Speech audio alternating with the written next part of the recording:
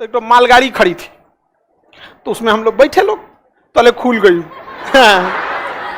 जो पत्थर छीनी हथौड़ी का कष्ट नहीं सहता है ना, उसको लोग लात मार के चल जाते हैं।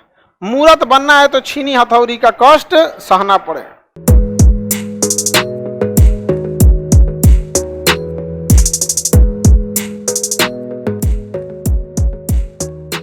सब लोग को गुड मॉर्निंग।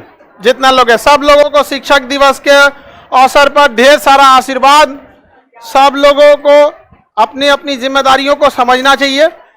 हर इंसान की कुछ ना कुछ जिम्मेदारी है, अगर उस जिम्मेदारी को नहीं निभाइएगा तो खुश रहे। बोलो खुश रहो, खुश रहो।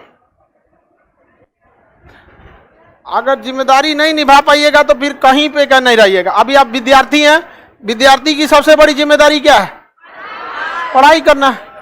और अगर नहीं निभाइएगा तो अच्छा एक बात बताइए, आज हम लोग जो शिक्षक दिवस मना रहे हैं, एक कहावत कहता ना, सास भी कभी बहू थी तो शिक्षक भी कभी स्टूडेंट था।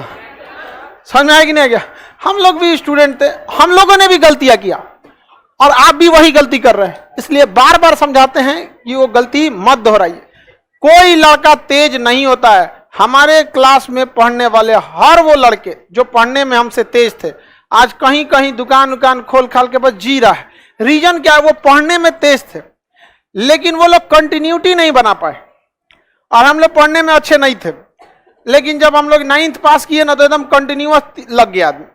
और हकीकत में जीवन में जितना पढ़ाई आप करे हैं वो पढ़ाई एक और, कंपटीशन की दुनिया में आके पढ़ा हुआ 1.5 साल की पढ़ाई एक और बराबर हो जाती है। क्योंकि मैट्रिक से पहले की पढ़ाई आपको इस बात का आभास कराता है कि आपको पढ़ना कैसे है, कैसे आपको पढ़ना है, कैसे। 1 और 5 में जो पढ़े हैं वो कोने काम का है, डायरेक्ट कोनो काम का है। डायरेक्ट देखिए तो कंपटीशन, लेकिन वो क्या है? बेस बना रहा है आपका, वो भी जरूरी। बिना वगैरह कहां से समझ में आएगा? नहीं समझ में आ सकता। तो अभी आपके पास जो साल 1.5 साल का ये टाइम है ना, इसको बहुत गोल्डन पीरियड। इसमें अगर आप नहीं पढ़िएगा मतलब आप अमृत से पैर धो रहे हैं। और लड़का लड़की सब लोग को ये एज में गलती पता नहीं चलती है। लोग कहते हैं कि हम बड़े हो गए, एक्चुअली बड़े नहीं होते हैं। जब इंसान को अपनी गलती का आभास होने लगता है वो उसी दिन से बड़ा हो जाता है। छोटे बच्चों को देखिए, गलती करेगा पता नहीं चलेगा। ओकरा सोचा को सुबेरे याद आएगा जब मम्मी उसको टिफिन देगी कि मैथ में टेबल याद करना था, जा अब सर पीटेंगे 13 का टेबल। रास्ता भर बेचारा मुठिया ले जाएगा वहां। हम लोग को भी जब एकदम टिफिन उफिन रेडी हो जाता था, रास्ता में याद आता था, अरे बाप रे आज तो क्वेश्चन पूछना था, जा। अब क्या करते हैं लोग? तब क्या किया जाए? बैग लेके ट्रेन के पटरी के किनारे ईंटा फोड़ते थे लोग, पत्थर रख के फोड़ते थे, टाइमो नहीं कटता था। आज ना मोबाइल आ गया, ढाई 2 घंटा 3 घंटा कट जाता, उसमें कटबे नहीं करता था। इधर उधर इधर उधर। एक बार ऐसे ही टाइपिंग सीखने के लिए घर के लोग भेजे थे लोग। टाइपिंग होता ना, टाइपिंग हम लोग के समय कंप्यूटर नहीं था, टाइपराइटर था। और उस ससुरा में शिफ्ट बटन में काली उंगली से डालना पड़ता है इससे, और उसे दाबिएगा तो बहुत हार्ड होता है, उंगलियां मुड़क जाएगा। हम लोग छोटे थे, लोग सीख रहे थे, मने नहीं लगता था सीखने में। अब घर वाले जबरदस्ती सिखाए थे तो 3-4 आदमी ग्रुप में चल गए, चलो स्टेशन चलते हैं, टाइम पास करके वहां आएंगे।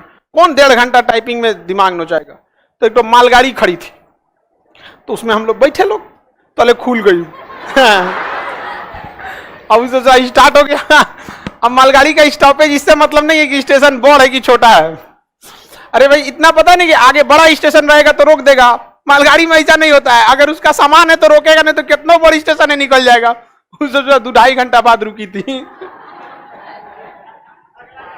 अगला ने कहा रोका था उसको, और वो रोकबो किया था ऐसा मरियल स्टेशन पे, कहा कौन स्टेशन पे, ना टेलीफोन मिल रहा था ना कुछ यहाँ पे। अगले दिन जब आए, मतलब क्या 7-8 घंटा लग गया आने में। इधर घर का खोजाई हो रहा था, तब तक घर वाला पहुंच गया, टाइपिंग करने आया था। कहा कि ना, तो बड़ी धुनाई हुआ। अच्छा, लौटने में भी हम लोग को 2-4 हाथ लगा दिया था। लौटे भी थे लोग मालगाड़ी से। एगो मालगाड़ी थी और ट्रेनें नहीं मिले तो लौटे लोग। अब मालगाड़ी में क्या करे आदमी, कैसे कूद फान के उतरा यहाँ पे। घर वाला लोग बड़ी धोया था आदमी। तो बचपने में हम लोग बहुत गलती किए थे लोग। अगर टाइपिंग उस समय सीख लेते लोग तो टाइपिंग भी तेज रहता है। खैर अभी भी टाइपिंग है लेकिन इतना अच्छा नहीं है, लेकिन घर वाला तो अच्छे के लिए ना भेज रहा था। बदमाशी तो हम लोग बहुत किए अपने जमाने में, लेकिन जब एक समय आया तो सब कुछ छोड़ दिए थे। 9th के बाद 9th मतलब 8 तक हमको खुद विश्वास हो गया था कि हम लाइफ में कुछ नहीं कर पाएंगे, लेकिन 9th में इंसान सब कुछ छोड़ छाड़ के पढ़ाई में लग गया। कृष्ण भगवान को भी देखिएगा, एक समय आने के बाद सब कुछ छोड़ छाड़ दिए थे, समझ में आए नहीं?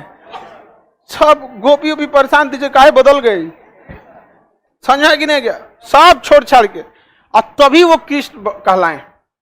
जो महानता है उसी की वजह से। कष्ट नहीं सहिएगा तो कुछ नहीं हो सकता। जो पत्थर छीनी हथौड़ी का कष्ट नहीं सहता है ना, उसको लोग लात मार के चल जाते हैं। मूर्त बनना है तो छीनी हथौड़ी का कष्ट सहना पड़ेगा। तो आप लोग को अगर कष्ट नहीं हो रहा है तो आप लोग को भी आने वाले समय में कोनो न कोनो लात मारेगा, क्योंकि सफलता का रास्ता काफी कठिनाइयों से भरा होता है। और जो लोगों को लगता है कि 8 बजे सूत के उठना है, ये सबसे बड़ा लोल है सभी से। देखिए, आप संडे हो या सैटरडे, जिस टाइम पे पढ़ना है, संडे सैटरडे अपना शेड्यूल मत खराब कीजिए। आपका मन है रात 2 बजे तक पढ़ने का, रात 2 बजे पढ़िए, बट कोशिश कीजिए जितना पहले सो जाए, 12-1 बजे तक सो जाए। क्योंकि अमूमन ये देखा जाता है कि जो रात को देर से सोता है ना, वो अमूमन एवरेज से ज्यादा देर तक सो जाता है। अगर आप 12 बजे सोइएगा तो 6-7 बजे तक जग जाइएगा, और 2 बजे सोइएगा तो सोचा 10 बजे सूत के उठिएगा, तो उधरिया 2 घंटा बढ़ाए तो इधरिया 4 घंटा सो गए। तो अमूमन ये देखा जाता है कि रात में बहुत देर तक जगने वाला सुबह के समय में टाइम को बहुत ज्यादा खराब कर देता है। तो इसलिए कोशिश कीजिए 12-1 बजे तक सो जाए, 7 बजते बजते आराम से 6-7 के बीच में उठ जाइए। आपको 7 घंटा 8 घंटा बहुत है, 8 घंटा से ज्यादा नहीं सोइएगा। 6 से 8 घंटे के बीच में सोइए, इससे ज्यादा नहीं, जब टाइम मिले तब। और ये नहीं कि रात भर जग जाए। एगो लड़का हम लोग के साथ पढ़ता था, सो के कितना बजे उठता था पता है? सुनेंगे तो गरियाएंगे, शाम को 4 बजे सोता था, सवेरे 9 बजे, सवेरे 9 बजे सोता था। वो दुनिया के बारे में बहुत कम जानता था, क्योंकि जब वो सोता था तो दुनिया जगती थी, और जब सो के उठ के फ्रेश हो जाता था दुनिया सोने की तैयारी में लग जाती थी। अजब बैल था सोचे अपने। तो ऐसा भी उल्टपटांग नहीं कीजिएगा। आपको पता है धारा की दिशा में चलने में थोड़ा इजी हो जाती है सफलता, विपरीत दिशा में मेहनत ज्यादा लगता है। पढ़ाई लिखाई करेंगे, संगति का भी बहुत बड़ा असर पड़ता है। हम लोग के साथ एक लड़का था, ओकरा हम लोग बाहर कर दिए लोग ग्रुप से, हर बतिये में टांग लड़ाता था।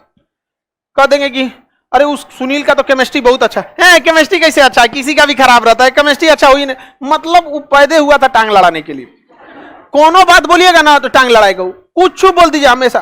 आजो वहीं पड़ा हुआ है, आज भी वहीं पड़ा हुआ है, हर बात में टांग लड़ाएगा। उसको मत पूछिए उसको हम लोग ग्रुप में भाभी जी बोलते थे,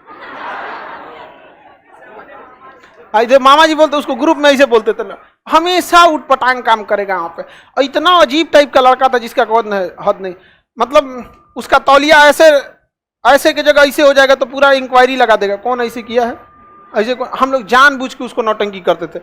उसके सिधाने ना घैली रख देते थे ऐसे लाल कपड़ा से ओढ़ा के, अब उठ के सबको गरियाता था, सब चाहता है सब मर जाए हम।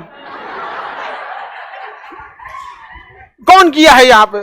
किसी दिन बतासा छीट देते थे लोग, कौन है रे, पीला सरसों, पगलाया रहता था एकदम। यहाँ पे मुर्गा का पंख ले, यहाँ सफेद सफेद परेशान करके रखे थे लोग उसको। वो आज वही है।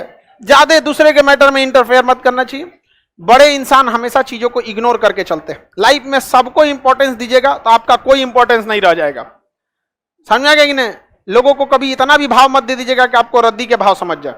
जहां 2 कौड़ी के लोग अपनी बहसबाजी करते हैं, वहां समझदार इंसान चुप हो जाते हैं, समझा कि नहीं? तो कभी कभी समझदारी का भी परिचय दीजिए। चक्कर पकड़ हर जरूरत में नहीं कि बोलने ही लगे आप लोग को।